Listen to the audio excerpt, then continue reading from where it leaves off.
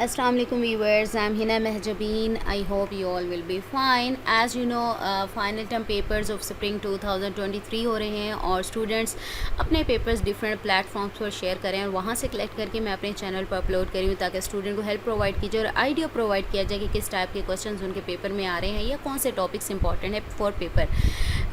Okay जी, जब भी मैं आपके लेक्चर स्टार्ट करवाती हूँ तो उससे पहले गाइडलाइंस भी बताती हूँ, बट टुडेज़ गाइडलाइन स्टार्ट करने से पहले अगर आप मेरे चैनल पर न्यू हैं देन प्लीज़ मेरे चैनल को सब्सक्राइब कर दें एंड बेल आइकन को क्लिक करना मत भूलिएगा ताकि upcoming lectures, different assignments, quizzes and papers के नोटिफिकेशंस आप तक पहुंच जाएं।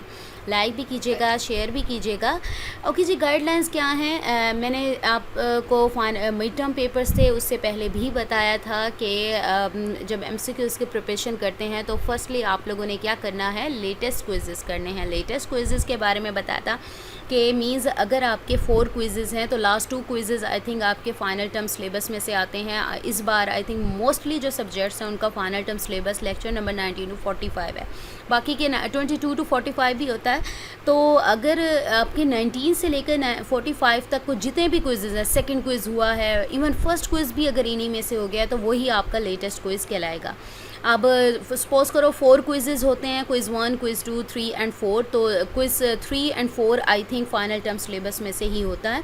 वो लेटेस्ट क्विज़ेस करने ना सिर्फ अपने कीजिएगा बल्कि डिफरेंट प्लेटफॉर्म्स यानी यूट्यूब चैनल्स पर अवेलेबल होते हैं, वेबसाइट्स पर अवेलेबल होते हैं, वहाँ से कर लीजिएगा। देन आपने देखने हैं पास्ट पेपर के क्विज़ेस। पास्ट पेपर के भी क्विज़ेस ये याद रखिएगा कि कुछ सब्जेक्ट्स हैं वो चेंज भी हुए हैं, कुछ के कुछ लेक्चर्स चेंज हुए हैं, तो इसलिए मैं आप लोगों से कहती हूँ कि लेटेस्ट क्विज़ेस देखिएगा प्रिपरेशन के लिए। बाकी थोड़ली आपने क्या देखना है, सब्जेक्टिव के लिए हैंडआउट्स देखते हैं, पास्ट पेपर से आइडिया ले लीजिएगा कि किस टाइप के क्वेश्चंस उसमें पूछे जाते हैं। सो आज मैं आपके साथ शेयर करने वाली हूँ CS 411 के पेपर्स कुछ जो कि स्टूडेंट्स ने शेयर किए हैं। सो लेट्स सी, जुनीद की फ़ाइल से 5-6 MCQs आए थे।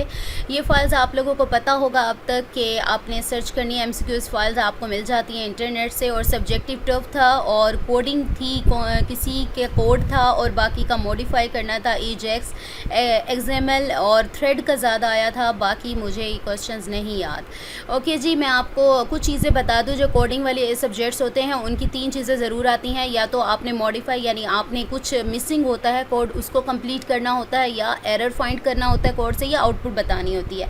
तो अच्छे तरीके से अपने कॉन्सेप्ट्स क्लियर कर लीजिएगा। अच्छा, एक और पेपर है, why grid panel is the best choice for most of the complex layout scenarios. क्यों ज़रूरी है, यानी बेस्ट चॉइस होती है grid panel. Name and explain 2 categories of an application, binary resource, 3 steps for writing an synchronous, इस type का कोई question था। Anatomy, web page, how many layers are there. Next Win32 contents के बारे में पूछा गया था। List down manipulation events, write their condition when these events work, write difference between one time binding and one way to source binding, इस type का question था। What are the 2 possible directories है या डिस्ट्रीज, जो भी है आपने पढ़ा, आप पता होगा। For object marked as auto release while programming in Objective C है शायद, declared an object as auto release. तो ये क्वेश्चन थे CS 411 के कुछ जो मैंने आप लोगों के साथ शेयर कर दी। ये सेट नंबर 1 है। जैसे जैसे स्टूडेंट्स शेयर करते जाएंगे पेपर में आप लोगों के साथ शेयर कर दूंगी। सो मुझे अपनी दुआ में याद रखिएगा, अपना ख्याल रखिएगा। टेक केयर, अल्लाह हाफिज़।